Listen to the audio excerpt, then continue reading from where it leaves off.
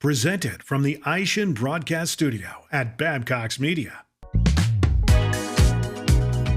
Hey everyone, welcome in. Christian Hinton here, and today I am joined by one of our 2025 Club 3633 class members, President of Park Tire Company, Jim Stocking. Jim, thank you so much for joining me today. Thank you for having me. Of course, and if you're ready, let's roll right into the questions here.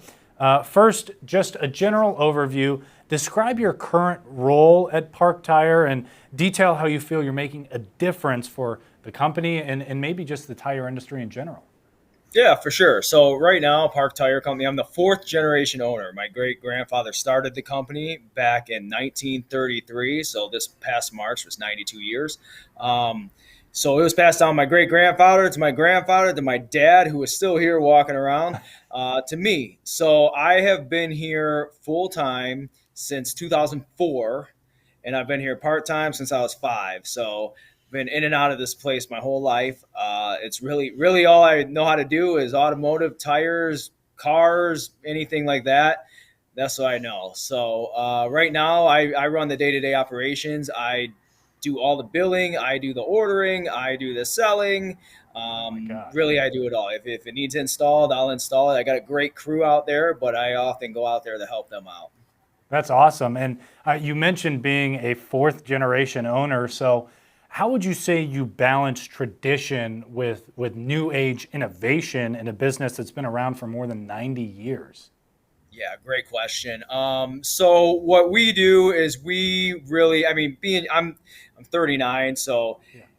It's I kind of grew up with the technology coming in to where my dad, everything was hand bills, and then now we're in, it's been a long time, but we've been into the computer systems and everything kind of integrates in our software for all our billing. I have 2 buildings.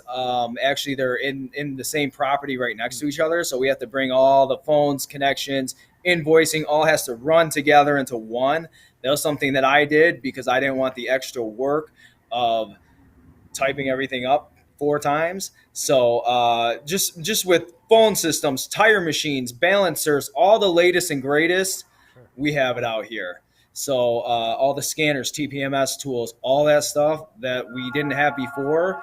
In the last 5-6 years since I've owned everything, I've brought all that in to try and bring us up to, we hang in there with all the big guys.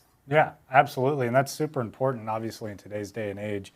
How do you keep up with professional development? Now, you mentioned that you do pretty much everything around the shop. So, technology is updating, new innovations are coming through. So how do you keep up with your professional development, and do you keep up with education efforts? And if you have any recommendations or anything when it comes to that sort of stuff for others, feel free to give those as well. My biggest thing is I have a couple guys that are mentors that have been in here. Obviously, my dad knows a lot. I got people that have been in this industry that I look up to that I can call on to help me, or if I have questions with something, or if I'm unsure about something or how to handle something in the tire industry or what we should do here and there, I have people I can reach out to. A lot of research and development, if you will. So I do a lot of research online. I read a lot of books. I read a lot of business books. I listen to a lot of books. My wife makes fun of me because I don't really listen to a radio or, music. It's books, self-development, stuff like that. And I follow a lot of influencer people that are in the business space that we're in, the tire industry and automotive industry. Sure. Absolutely. And that's huge too, right? You're doing so much at what you're doing now, and you need to make sure you stay updated. So that's great that you're doing that. What trends or maybe you could see challenges do you see on the horizon for the tire industry? And what are your ideas to maybe turn some of those challenges into opportunities? And if you have a direct example, feel free to give that.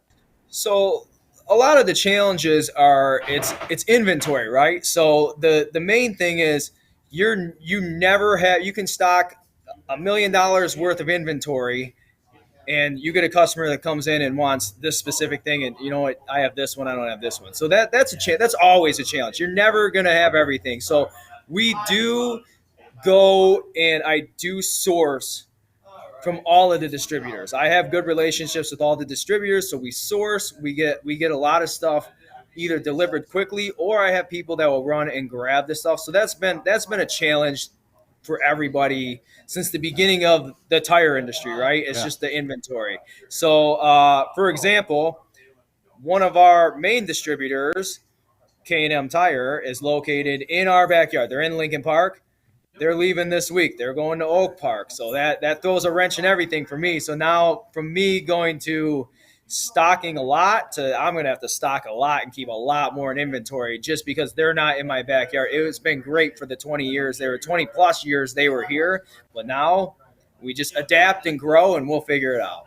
Yeah, absolutely. That's a great mindset to have. Presented from the Ishin Broadcast Studio at Babcock's Media.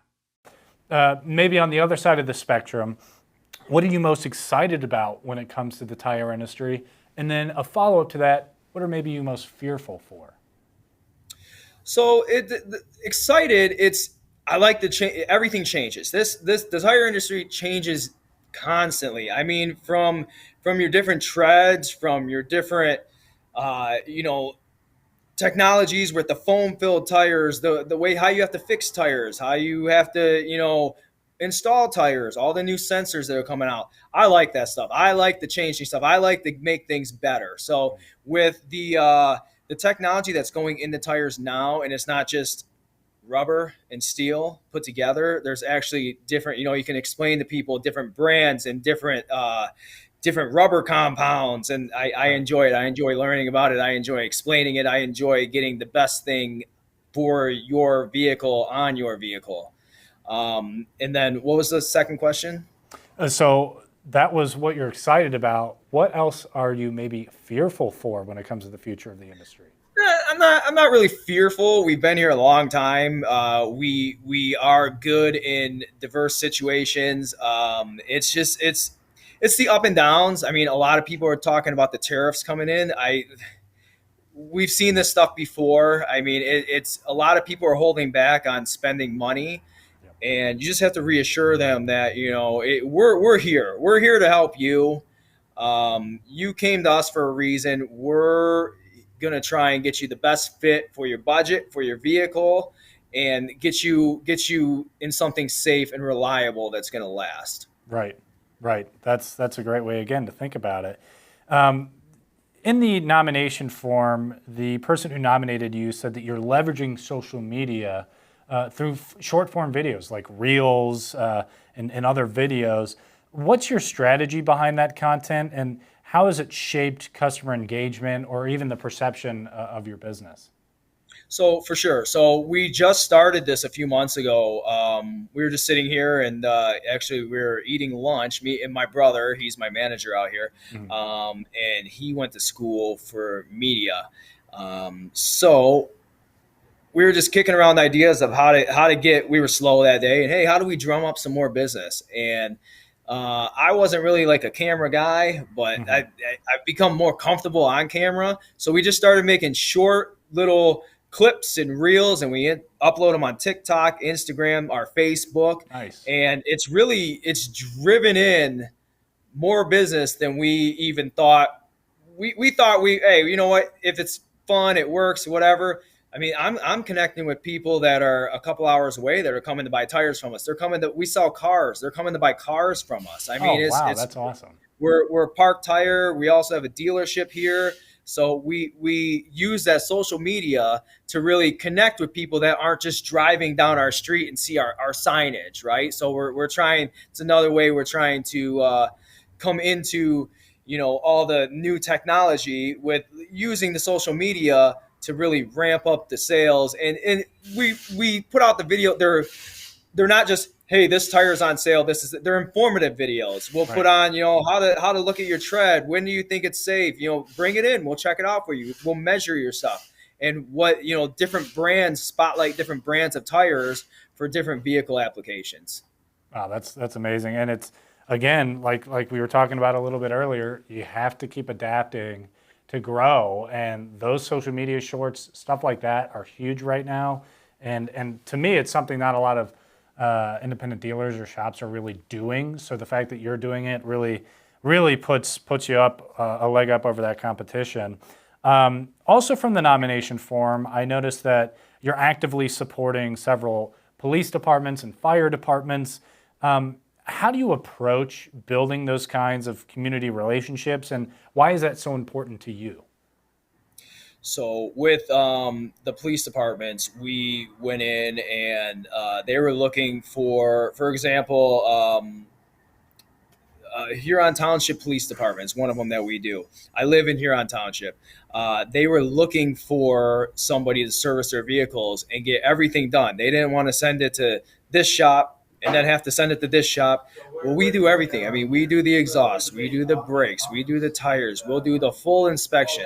So it was pretty much easy for them to make that decision. We pick up and deliver their vehicles. Oh, wow. They call us, they give us pull sheets, and we pick them up in the morning and we deliver them at night, and they love it. I mean, it's one thing off their plate that they don't have to worry about. We get it all done, and if it's a service that we don't do, I'll get it done. I'll source it out for you. Nice. Awesome. That's great. What other, maybe other community involvement are you part of? Do you do anything, any sort of advertising with local sports teams or anything like that? Are you doing any other? So we do the high school. The high school. We always donate to the high school. This past year, we did the whole football season. They reached out and we donated, and they put on like some advertising for us. We got onto the banner. Same thing with local golf outings. I'll support that stuff, and it's good causes. It's a couple bucks goes a long way. You get your name out there. With the schools, the local schools, like for just the PTOs, I donate to that stuff, and it's been great because it's people that don't hear about you or they don't know about you, and they see you on a sign, they see you on a banner, and they call you, and you can answer their questions. And usually, I mean, 99% of the time, you turn them into good customers, lifelong customers. I mean, that's the goal, right? I tell people, I want you to spend your money, but I want you to spend your money with us over the next 50 years. We don't need it all today. I want to make sure that you're taken care of. I want to make sure that you trust us. I mean, shops get a bad rap. We've been in business a long time. We want people to trust us. So if we do all this advertising, they come in, we make them feel comfortable, and I explain everything to people. So there's no surprises, there's no nothing. So it's been really, really helpful. That's awesome. That's awesome. Well, Jim, I cannot thank you enough for joining us today. And I guess all I have to say left is welcome to the club. Thank you. I appreciate it. Of course.